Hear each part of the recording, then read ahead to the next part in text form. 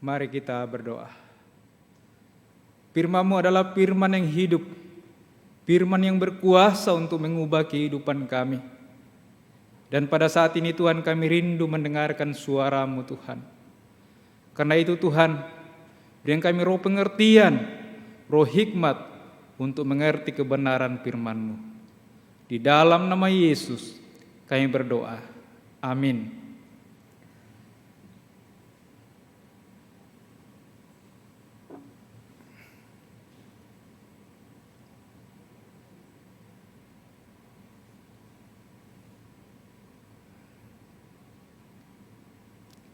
Sesuai dengan tema kita pada saat ini, ku rindu mencari yang hilang. Pembacaan kita pada saat ini diambil dari Lukas 15 ayat 11 sampai 32. Saya akan membacakan bagian firman Tuhan ini, tetapi tidak semua saya akan membacakan, hanya beberapa ayat yang saya akan bacakan bagi kita semua. Kita mulai di ayat 21. Kata anak itu kepadanya, "Bapa, aku telah berdosa terhadap surga dan terhadap Bapa. Aku tidak layak lagi disebutkan anak Bapa." Ayat 29. Tetapi ia menjawab ayahnya, katanya, "Telah bertahun-tahun aku melayani Bapa dan belum pernah aku melanggar perintah Bapa. Tetapi kepadaku belum pernah Bapa memberikan seekor anak kambing untuk bersuka cita dengan sahabat-sahabatku." Bapak, Ibu, dan Saudara, ini adalah suatu cerita yang menarik, suatu perumpamaan yang sungguh menarik bagi kita. Ketika kita membaca secara keseluruhan, ada beberapa hal yang kita dapatkan. Yang pertama, kita boleh melihat di sini bahwa mencari yang hilang adalah isi hati Allah itu sendiri. Mencari yang hilang adalah kerinduan Allah itu sendiri. Mencari yang hilang adalah inisiatif Allah, dan mencari yang hilang adalah kehendak Allah itu sendiri. Kalau kita lihat secara keseluruhan dalam Injil Lukas pasal 15 ini, ada 3 perumpamaan. Yang pertama berbicara tentang domba yang hilang. Kemudian yang kedua berbicara tentang dirham yang hilang. Dan yang ketiga berbicara tentang anak yang hilang. Dari 3 perumpamaan ini, Yesus memposisikan dirinya sebagai gembala yang baik untuk bersemangat dan tidak kenal lelah untuk mencari domba yang hilang. Itu pada perumpamaan tentang domba yang hilang. Kemudian perumpamaan tentang dirham yang hilang. Yesus memposisikan dirinya sebagai perempuan yang sangat sedih karena ia kehilangan dirhamnya, dan dia dengan cermat untuk berusaha menemukan dirham tersebut.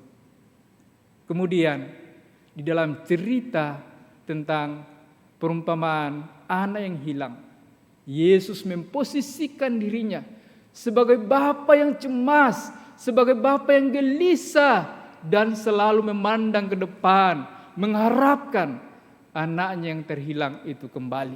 Ini sungguh luar biasa, sungguh mengagumkan dalam kehidupan kita, bahwa Allah yang bersemangat dan dia tidak kenal lelah untuk mencari yang terhilang, untuk mencari orang-orang yang berdosa.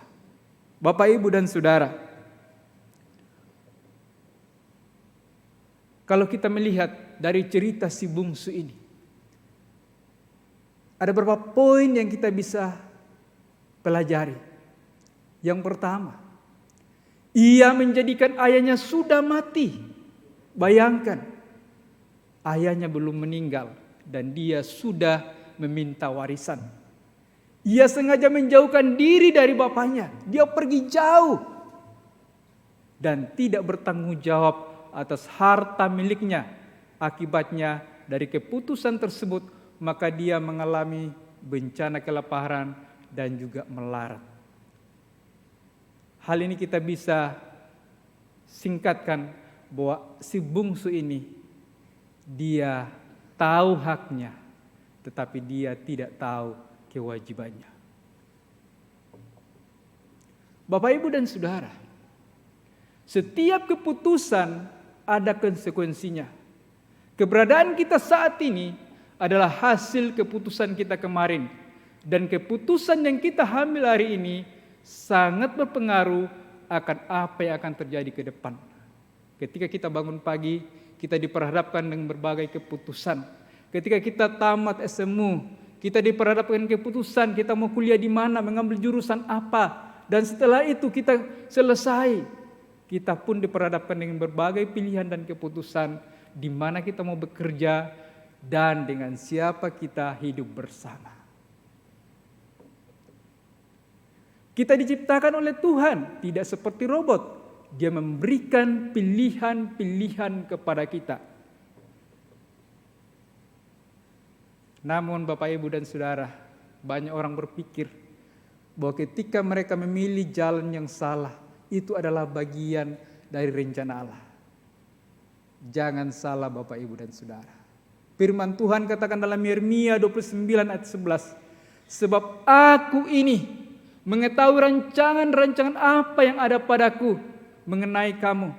Demikianlah firman Tuhan, yaitu rancangan damai sejahtera dan bukan rancangan kecelakaan, untuk memberikan kepadamu hari depan yang penuh harapan. Ketika kita salah memilih pilihan dan ketika kita jatuh, kadang-kadang kita mempersalahkan Tuhan. Bapak, Ibu, dan Saudara, Allah tidak pernah merancangkan kecelakaan bagi kita. Allah selalu merancangkan yang terbaik dalam kehidupan kita. Mungkin ketika kita mengambil pilihan-pilihan, mungkin ketika kita mengambil keputusan-keputusan, kita tidak melibatkan Allah di dalamnya. Kita tidak berdoa kepada Tuhan. Kita tidak membangun komunikasi dengan Tuhan. Dan akibatnya, kita ada di jalan yang salah. Bahkan kita ada di bawah titik nol. Tapi saya mau katakan bagi kita semua, ketika kita ada dalam titik tersebut, Allah yang penuh dengan kemurahan memberikan kita jalan keluar dari masalah tersebut. Sebagaimana yang terjadi dengan kisah si bungsu ini. Si bungsu ketika dia sadar bahwa di rumah bapaknya begitu banyak persediaan, dan dia juga tahu tentang karakter Allah, tentang karakter bapaknya, yaitu pemurah, panjang sabar, dan penuh belas kasihan. Maka ada inisiatif dalam dirinya untuk kembali.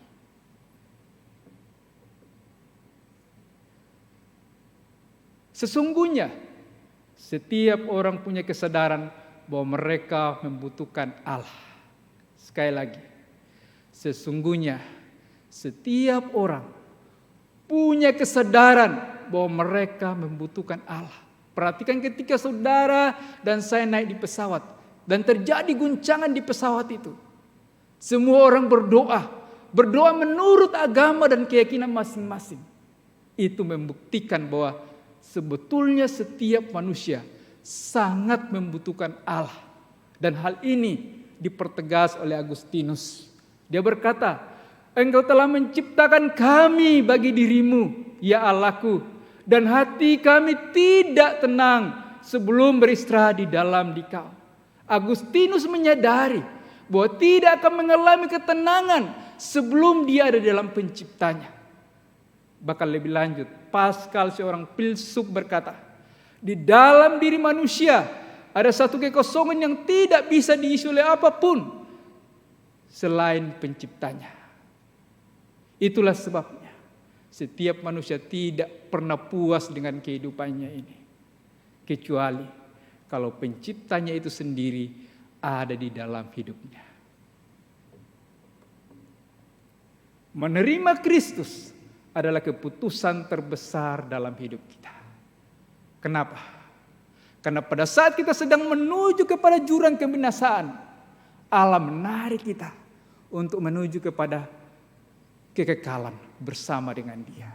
Dan kita tahu ada berapa hal yang kita dapatkan ketika kita mengambil keputusan menerima Kristus sebagai Tuhan dan Juru Selamat secara pribadi dalam kehidupan kita.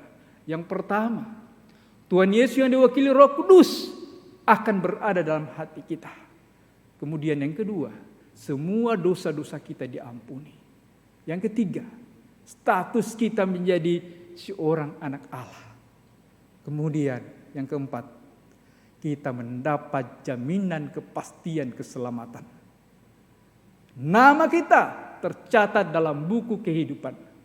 Itulah sebabnya dikatakan bahwa menerima Kristus tidak ada satupun pengalaman yang melebihi dari pengalaman tersebut.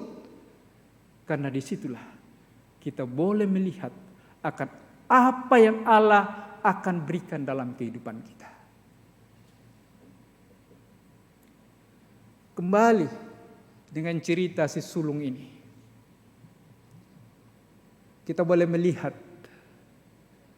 bahwa sesungguhnya si sulung tahu tentang kewajibannya, tapi dia tidak tahu tentang haknya. Ia semestinya pergi mencari adiknya, tetapi ia masa bodoh dan tidak peduli. Ia hilang di dalam rumah bapaknya sendiri. Jadi sesungguhnya bukan si bungsu saja yang hilang, tetapi sesungguhnya si sulung juga hilang di dalam rumah bapaknya. Kenapa? Ia tidak yakin akan hubungannya dengan bapaknya. Setiap orang Kristen dapat memiliki keyakinan tentang adanya hubungan yang benar antara dirinya dengan Allah. Sebab tanpa keyakinan ini, ia tidak mungkin mengalami kebahagiaan sejati yang sempurna dalam hidupnya. Yohanes 1 ayat 12. Tetapi semua orang menerimanya, diberinya kuasa supaya menjadi anak-anak Allah, yaitu mereka yang percaya dalam namanya. Bapak, Ibu, dan Saudara, kita menjadi Kristen bukan karena kita melakukan perbuatan baik atau kita dilahirkan di tengah keluarga Kristen, maka dengan sendirinya atau dengan otomatis kita menjadi Kristen. Tapi kekristenan yang sesungguhnya adalah Kristus ada di dalam hati saya.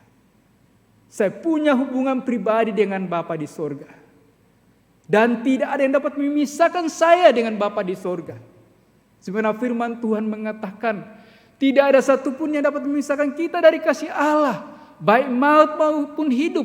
Baik pemerintah-pemerintah, baik penguasa maupun malaikat-malaikat. Baik yang sekarang maupun yang akan datang.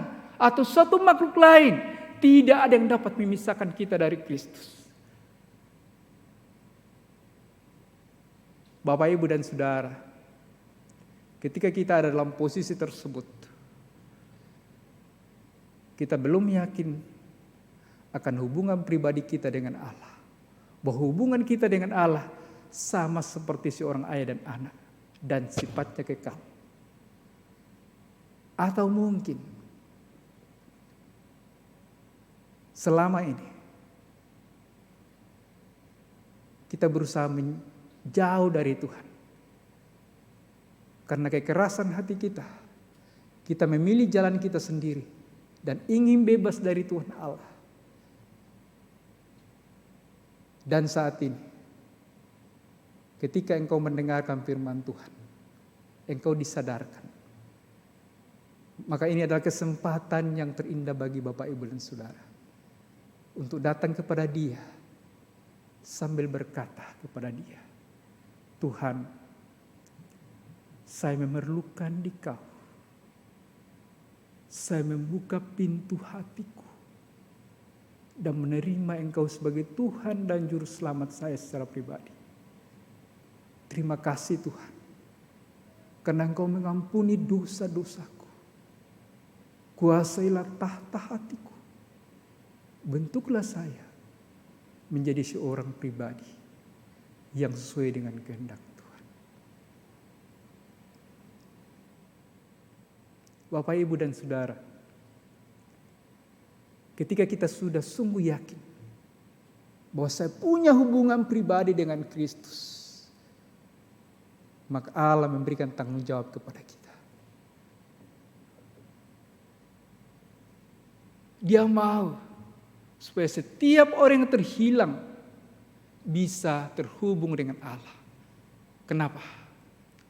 Karena tanpa Kristus manusia sesat, dan tanpa Kristus manusia binasa. Mungkin kita berkata, dalam situasi seperti ini, dalam kondisi seperti ini, dalam masa-masa pandemi ini, saya tidak bisa ketemu dengan banyak orang. Saya hanya ada di rumah. Saya mau katakan, Allah kita adalah Allah yang tidak terbatas. Dia bisa memakai segala cara supaya kita terlibat di dalamnya dan kita menjadi alatnya untuk memberitakan kasih Allah kepada jiwa-jiwa yang terhilang. Behind every screen is a person. Di balik setiap layar ada seorang pribadi. Bapak, Ibu, dan Saudara, orang bisa terkoneksi dengan Allah di sorga ketika saudara ambil inisiatif menggunakan segala potensi, termasuk HP saudara, termasuk laptop saudara, untuk bisa terhubung dengan mereka. Sekali lagi, behind every screen is a person. Di balik sebuah layar ada jiwa-jiwa yang sedang menunggu saudara untuk menceritakan kasih Kristus. Salah satu cara atau metode yang kami gunakan dalam masa-masa ini adalah menggunakan aplikasi. Ada 3 aplikasi, yaitu aplikasi Film Yesus, aplikasi Cermin Jiwa, dan God Tools. Di dalam aplikasi ini kita bisa mengirimkan film-film pendek. Kemudian kita juga bisa mengirimkan artikel-artikel rohani. Kalau saudara dan saya terpanggil untuk menceritakan kasih Kristus kepada sebanyak mungkin orang, bagi jiwa-jiwa yang terhilang, Bapak, Ibu, dan Saudara bisa mendownload aplikasi ini. Bapak, Ibu, dan Saudara, ketika Yesaya mengalami perjumpaan dengan Allah, dan Tuhan bertanya kepada Yesaya, siapakah yang akan kuutus? Sahutnya, ini aku, utuslah aku. Ini adalah undangan bagi Yesaya, tetapi undangan ini sangat sulit untuk ditolak oleh Yesaya. Sehingga dia berkata, ini aku, utuslah aku. Sekiranya hal yang sama ditanyakan bagi kita, siapakah yang akan diutus? Mari masing-masing dalam hati kita menjawab dalam hati kita. Tuhan Yesus memberkati. Amin.